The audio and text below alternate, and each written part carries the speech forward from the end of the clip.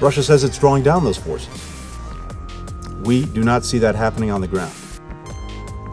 Our information indicates clearly that these forces, including ground troops, aircraft, ships, are preparing to launch an attack against Ukraine in the coming days.